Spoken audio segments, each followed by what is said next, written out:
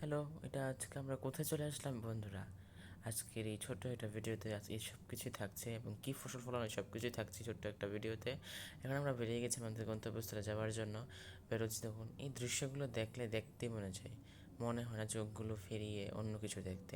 যাওয়ার পথে একটা জিনিস দেখতে পেলাম, দেখুন আমাদের বিড়াল মাসি ঘুরছে, দেখুন লেজ উপর দিকে তুলে রোদ ফতে যাচ্ছে, রোদ ফতে যাচ্ছে, এখন দেখুন এখন রোদ ফোয়াবে এখানে বসে বসে। যাই হোক, আমরা চলে যাচ্ছি এখন আমাদের গন্তব্যস্থলে যাওয়ার জন্য বেরিয়ে গেছি। দেখুন আসলে কি বলতে গেলে অনেক কিছু বলা হয়ে যায়, কিন্তু আমাদের যে গ্রামে থাকি আমরা বুঝতে পারি যে গ্রামে থাকার কী একটা মজা। এখানে যেমন গরম পড়ে ঠিক ঠান্ডাও ঠিক তেমনভাবেই পড়ে, কিন্তু পড়লেও কি আমাদের কোনো গায়ে লাগে না, কারণ আমরা এখানে অনেক মজা অনুভব করতে পারি। দেখুন এখানে পুকুর আছে, কিন্তু পুকুরের চারপাশে প্রচুর পরিমাণে গাছপালা আছে।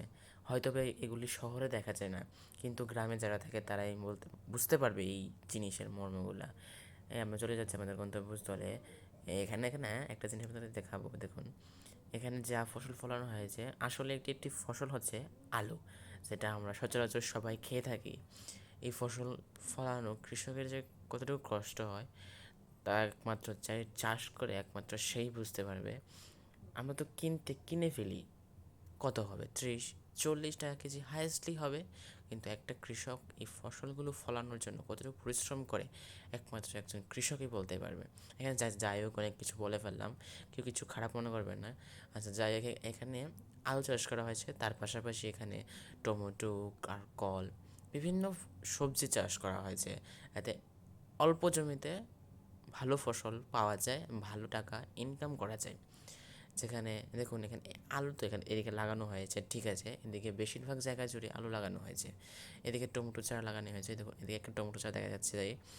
আর এদিকে যে যে গাছগুলো দেখা যাচ্ছে টমেটো চারা, ওই যে একটা কলা গাছ লাগানো হয়েছে, পরবর্তী সময়ে এখানে কলা ধরবে।